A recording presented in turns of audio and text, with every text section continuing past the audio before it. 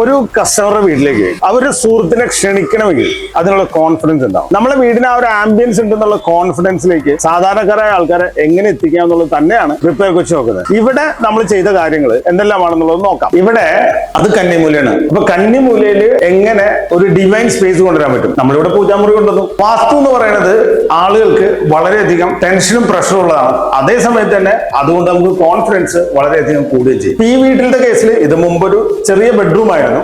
അപ്പൊ നമ്മൾ വീടിന്റെ മെയിൻ എൻട്രൻസ് ഇവിടേക്ക് കൊണ്ടുവന്നിട്ട് ഒരു ഫോയർ ആയിട്ട് കൺസിഡർ ചെയ്ത് ഈ ഫോയറിൽ നിന്ന് ഒരു പൂജാ റൂം ഇവിടെ എടുത്തേക്കാണ്. അപ്പൊ ഈ പൂജാ റൂം കന്നിമൂലയിൽ വരുന്നു. അപ്പൊ അതുകൊണ്ട് തന്നെ ആ ഒരു വാസ്തു സംബന്ധമായുള്ള ഒരുപാട് ടെൻഷൻസും പ്രഷറും മാറി വളരെയധികം സമാധാനം കയറി വന്നേക്കാണ്. ഈ കോൺഫിഡൻസ് ലെവല് കൊണ്ടുവരിക എന്ന് പറയുന്നത് വീടിന് വളരെയധികം ഇമ്പോർട്ടൻസ് ഉണ്ട്. അതാണ് നമ്മളിവിടെ ശ്രദ്ധിച്ചിട്ടുള്ളത്. പഴയ വീടിന് പുതിയ മുഖം. റിപ്പയർ കൊച്ചി ഇപ്പോൾ കേരളത്തിൽ എല്ലായിടത്തും, അത് കൂടാതെ കർണാടകത്തിലും വിശാഖപട്ടണത്തും ഉണ്ട്. നന്ദി ആർക്കിടെക്ചർ.